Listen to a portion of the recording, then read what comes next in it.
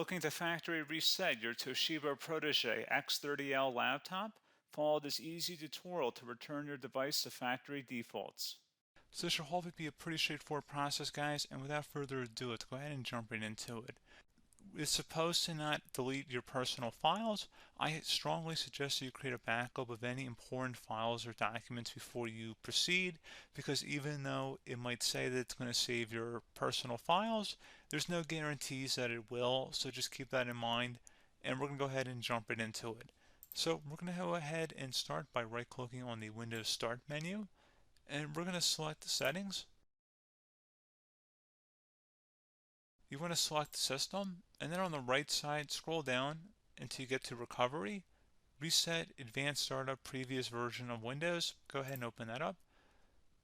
So we're going to start by going underneath Recovery Options, reset this PC, choose to keep or remove your personal files, then reinstall Windows. Go ahead and select Reset PC.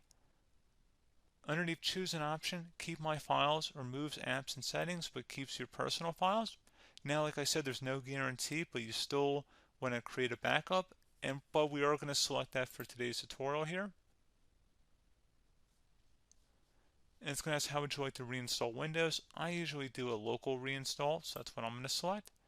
And current settings is going to reinstall Windows from this device, and then we're going to select next again.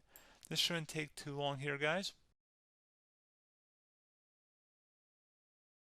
And resetting will change settings back to their default, keep personal files, reinstall Windows from this device, remove all apps and programs, and you can also view what apps will be removed.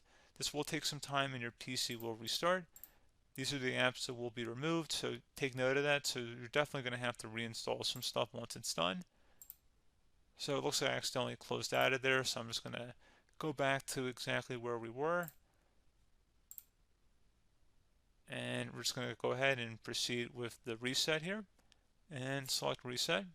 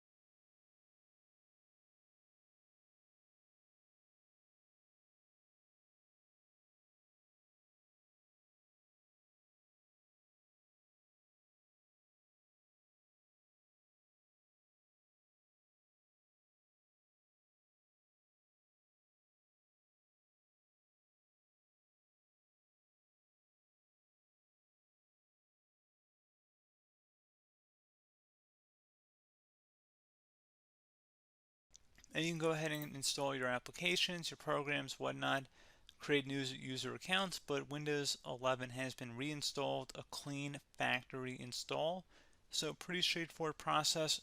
Now, if you did what I did and created a local user account, your Ethernet cable, or if you turned off your router, you're going to have to go ahead and turn that back on, and then connect to your Wi-Fi network or Ethernet connection, whatever is your situation.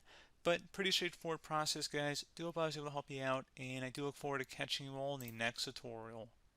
Goodbye.